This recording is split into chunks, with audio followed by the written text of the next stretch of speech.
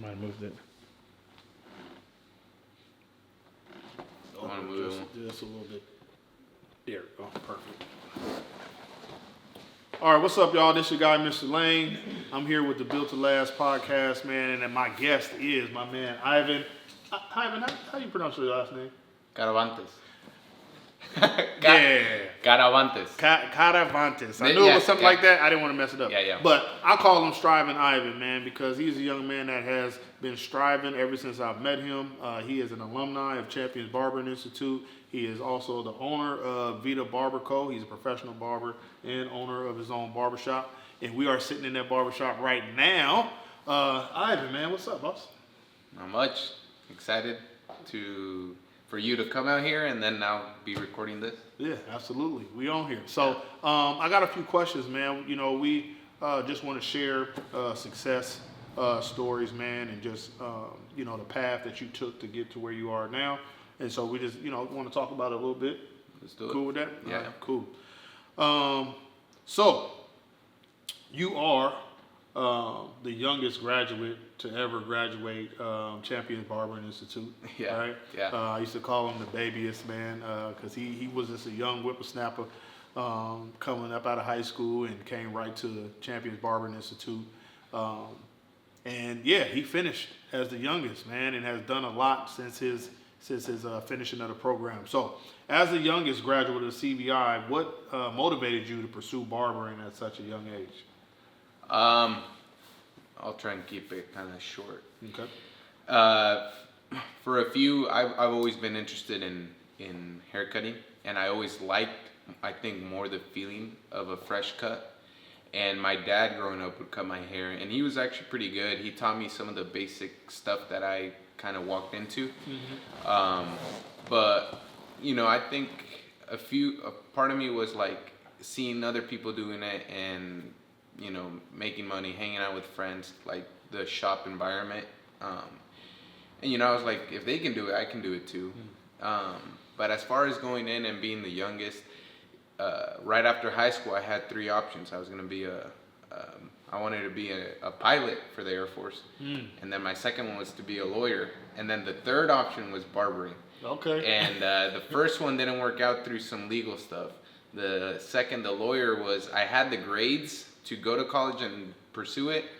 I didn't want to put the time when I really saw how much time, I didn't want to do it. So the third was barbering. And at that time, I told my dad, and my dad said, okay, well, let's actually start looking. And I was like, all right. So we looked, and I said, well, there's this school. I think I'm gonna wait a year, save up some money. And he said, no, you're starting as soon as they start opening. And pretty much I finished high school in June, and back in August, I was back in school at CBI. Yeah, you didn't waste no time, man. Graduated and came straight to school. And super dope, man, that you had aspirations to be a pilot. Yeah. I don't know if I ever knew that or not, man. I still do. Later on. The lawyer pilot that cuts hair, you know, who knows? But no, that's super dope, man. You still young, bro, and super ambitious still. So ain't no limit to what you can accomplish. You know, this is just the start, right? Yeah. That being the case, though, even though this is a start, you have managed to do quite a bit since you graduated from CBI, and we could talk about that just a little bit in a minute. But you built a thriving clientele. You purchased properties already. You opened your own barbershop. How did you manage to balance these achievements so early in your career? I think some of the stuff that I've been able to achieve was mainly, I mean, you could play it on and say like, oh, I didn't grow up with much and that whole story, which I'm sure people around, but I think some of the stuff was just a little bit of seeing other people doing it and asking myself, why can't I? Or more importantly, asking, how can I do it? Mm-hmm. And I think at the end of the day, it was like, how can I do it? Created some sort of a game plan or idea, asked people who were already doing it or in that process, just followed, and then like literally just actually like, okay, let's do it. Yeah, yeah. And following through. But yeah. Yeah, taking the guidance, man, and putting action behind it. I think that's I mentioned that earlier today when we was in the class. There's one thing to hear the information. There's another thing to execute on the things that you've heard. And so I think that you have shown your ability to not only soak up the game, but actually take what you soaked up and, you know, wring it out, so to speak. You know what I'm saying? Yeah. So congratulations Thank to you. you on all your achievements, man, because Thank you. super dope. I was gonna yeah, go ahead. really quick. I guess I'm not trying to necessarily downplay my portion of not the way I grew up, not having much and never really owning anything. You know, no house, no nothing, and then knowing that is something that I wanted to change for myself, for my family, and for my surrounding circle. Mm-hmm. And it was like, why can't I do it? You know. Right. And then Yeah, and that's a great question that everyone should ask themselves when there's something that they are inspired by, something that they see that they say, I take a liking to that. That's how I want to live, or that's something that I want to accomplish. Why can't I do that? Yeah. You know what I'm saying? And unfortunately, a lot of people look at it as like, why them? You know what I'm saying? Why do they get to do that? You know what I'm saying? Yeah. Well, damn it, you can Yeah. figure out how it's done. You know what I'm I saying? agree, And yeah. once you figure it out, then put some action behind it, Yep. right? Yep. And I feel like that's definitely what you've done. Okay, cool. So let's move on to the next question. What challenges did you face as a young professional in the industry, and how did you overcome them? Some of my main challenges were definitely getting the trust to cut older clientele, and for them not to see me as a young guy, young buck, whatever you want to call it, and maybe the I can't think of the word, how they saw me The as perception? the perception of he's just a kid, or does he even know? I think a lot of it went into, you know, I'm not trying to dress up to you know, I'm gonna go out, but dressing properly, talking properly, I think, actually listening more than what you speak, and using, in a sense, what you know to your advantage. In this case, barber terminology, explaining the process of the haircut, and overall asking more open-ended questions, showing that you have a higher level of just, oh, this guy does this and that's it, you know, Right. and relating to their ideas and topics in your own way, but still relating. I think that was the key thing. So I would say just coming in more professional, acting more professional, dressing more professional, and using my age as an advantage. Like, I'm here for a reason. Give me a shot. Yeah, man, that's some good stuff, man. Great insight. I think that it says a lot to why certain people are able to make those connections and others are not. Yeah. There's a such thing as, you know, emotional intelligence is what they call it, and being able to read a situation, right, based on how people react to you, and how you need to react to that Correct. reaction. Yeah. Right? I think that, yeah. You know what I'm saying? You gotta make, at the end of the day, everybody has different emotions, but how can you, in a way, connect it? Exactly. Yep. And being in our field, that's essential. Yep. It's essential. And I think, again, it shows maturity on your part to understand that maybe I do need to adjust a few things about myself. You know what I'm saying? Maybe I am coming across maybe a little bit too, in their eyes, maybe immature. Yeah. You know what I'm saying? So let me do a few things that shows that I am a professional. Yeah. My age, I may be a little younger, but I am a professional. And so, again, seeing that, recognizing that, and making whatever adjustments you made, obviously has played in your favor. Yeah. Yeah, for sure. All right. Cool. So how do you continue to grow and evolve as a barber and entrepreneur? Yeah. I think obviously right now by bringing you here, I know it was a class for a lot of other people who are wanting to get in, but I think my goal here with my shop now is to be the shop that's always innovative, learning, pushing towards bringing in more guest speakers, barbers, new techniques, new everything. As far as me soaking in some of the stuff, you know, new perspective. And entrepreneur, I think, very important. And I'm not trying to sound like I do it all the time, but reading. I think reading about books, surrounding yourself, or I mean, reading about what you want to be doing or in that field. Absolutely. Mindset books are very important, and then I think just surrounding yourself around kind of people who are doing bigger stuff.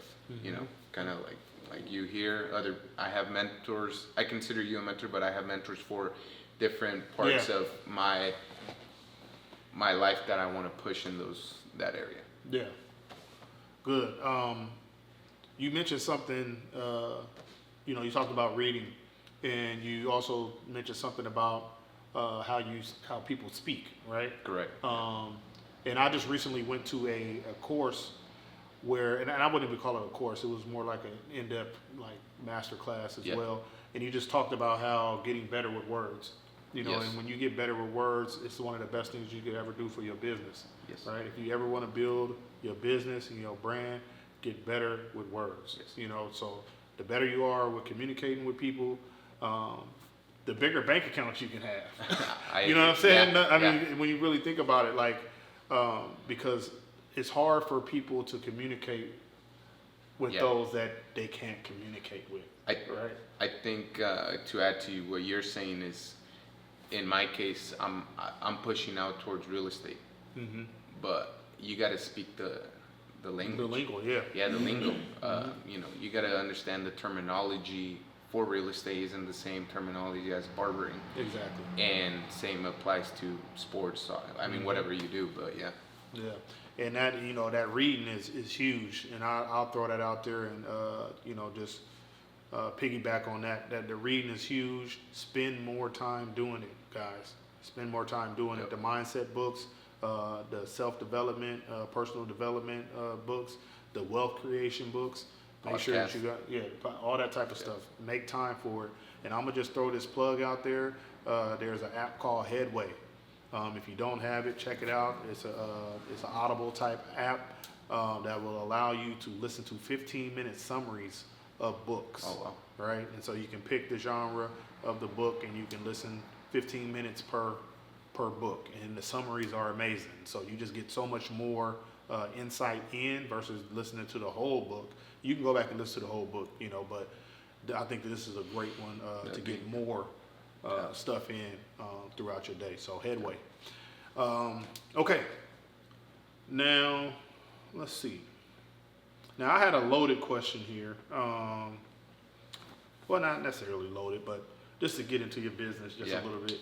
Owning a commercial property, man, this is something that takes time for most people to do, and it's one of the wisest, I think, things to do when you owner operated, right?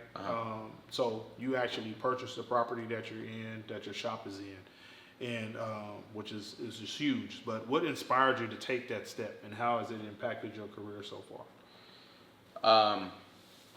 For one, impacting my career, I mean, it's literally changed it as far as what you would be paying for rent. I mean, I'm essentially paying for a mortgage, but on something that I will own later on. I think what inspired me was, again, I've been heavily pushing towards the real estate industry. Before this, I had a few other properties as well, and I want to continue to grow. And again, just surrounding myself around people who are specialty in that sector, and opening my eyes up to a different lens of how to perceive a business or how to perceive real estate. And in this sense, it came out to be, you know, if you're going to be in somewhere, why don't you own the commercial space? And the opportunity presented itself. I will say this, how it came to be was the lack or the determination and the consistency overall, because the two main people who, well, there was a lot of people, but the two main people who were able to, for one, make this possible, the deal possible, was someone who I had been cutting for years, and he had seen me start from cutting in the orchards, because that's kind of where I grew up, in the orchards, to where I was and what I had done. And the other person was I cut her husband, and mentored and everything, and she saw the whole process and understood my thinking, my philosophy, because she saw real estate in that way. And then just, again, preparation, opportunity, and then here we are. Super dope, man. Again, I just feel like when you're able to forward think, right, and actually see a vision, that makes sense to you, there's nothing really that can stop you. You know what I'm saying? When you really see the vision and it makes sense, right? It comes to you. Yes. Almost. You know what I'm saying? Like when you really believe in something and you've done all the right things fall into place for you. Like it's lined up, you know what I'm saying, Correct. for you to take the opportunity. And whether you take the step or not, that's always, the ball's always in your court. But man, I feel like the stars definitely aligned for you, because you had a vision of it, and you knew that it was something that was possible, and you knew that you could do it. Yeah. Right? There was no reason why you couldn't do it. Yeah. I think to say with that, with everything aligning, and then at the end of the day, it is your choice. I mean, it was a huge risk financially. It was a huge risk professionally. It was a huge risk personally. It was a huge, I mean, you're talking massive risk, but on the other spectrum, it's a huge reward potentially. Absolutely. And I think I was still scared. Don't get me wrong. I was scared. I was like, what am I doing? Like, am I even capable of doing this? Or why am I doing it? But at the end of the day, I mean, we did it. Here we are. But I think I looked at it a little bit as opportunity cost. The lack. If I didn't do it, was it more damaging for me too, or for me to take the risk and potentially fail? And maybe start again, or what was the, like, I don't know, just the learning experience, the whole thing. But it was like, okay, if I failed, I'd go back to doing this and that. Right. But if I didn't fail, like, what's gonna happen? And that's so good, man. I don't know if everybody heard you, but he said opportunity cost, right? What's the cost of not taking the opportunity when it presents itself, right? And again, risk. Entrepreneurs, that risk is our middle name. Yeah. You know what I'm saying? As an entrepreneur, all we do is take risk. You know what I'm saying? Yeah. Hey, you know what I'm saying? Yeah. Like, so if you're going to be one, then that's a part of the game. Now, should those risks be calculated? Yeah. Yes. 100%. Yeah. Right? They should be. But even when they're calculated, sometimes it doesn't always work out. But the chances of it working out when you have calculated the risk, you know what I'm saying, are much more favorable for you than not taking the chance at all, right? So I'm proud of you, man. Thank you. And I'm glad that you was able to weather the thoughts of what might happen. Yeah. You know what I'm saying, if this don't work.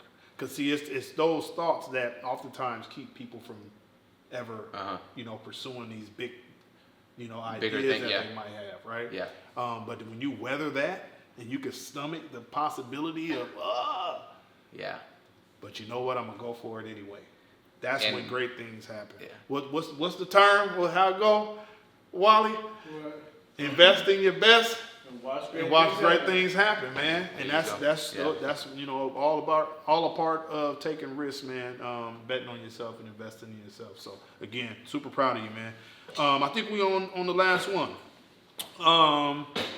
What advice would you give to young people considering a career in barbering, and how can they follow in your footsteps? You got some big shoes, brother. Do it. I think do it if you're actually gonna do it. And I think hear that again. Do it if you're actually gonna do it. Because a lot of people say, I'll do it, I'll do it, I'll do it, or maybe they get into it and not. You're already going half in, and that's not. I mean, barbering is a career that has pros and cons like any, but I think barbering offers, I mean, the flexibility at the time, your own schedule, potentially, and whatever you want to make, you can make it based off of your work. But I think there's a lot of things, and now it's changing, I feel a little bit, but barbering was seen more as a side thing, and barbering now, I mean, is like people see a full career. Yeah, it's the thing. Yeah, it's the thing, and it's competitive. But I think you'll see so many barbers, so many. I mean, if you're gonna do it, and make sure that. I mean, you can go as big as you want. I could push more in certain areas and everything, but at the end of the day, barbering for that community, for that space, for that area. If you're gonna do it, and make sure you follow through. Yeah, absolutely. Got to make sure you follow through, man. So following through has allowed you to, get to where you are today, in the time frame that you've been a professional. And I just want to say much respect to you. I wish you more and more success. Keep going. Yep. And keep being an example of what a champion alumni can achieve, but also just what a professional barber can achieve, right? We're in this thing to build careers, families, legacies that last. You know what I'm saying? Businesses that last, brands that last. And I believe everything that you're putting into it is doing just that. So thank you, man. Keep going. Thank you. All right. Appreciate you. And thanks for having me out to the shop today too, man. I didn't really get to talk about that much, but thank you so much for pushing to make this happen. You know what I'm saying? Yeah. Like, I'm glad you said, hey, you still want to do this? You still want to do it? Because this is really where I see myself heading towards. Yeah. And so this was a great opportunity again to get some repetition in with that. And I appreciate it, man. Thank you. Thank you for coming out. I think kind of when I was starting, that a little bit of that lack of push and people really questioning my thought, like, what do you mean barber? Like, what are they? And then now seeing them, and then in this area, smaller town and everything, and I'm not taking full credit at all, but I would say I was one of the first few to follow through, and then people, I'm not that old, but that are even younger than me are starting to push through that. And I've had clients of my own who want to push through that, and they've told me, and I was like, man, I mean, I can help you in whatever way I can, connect you, boom, boom, boom. Yeah.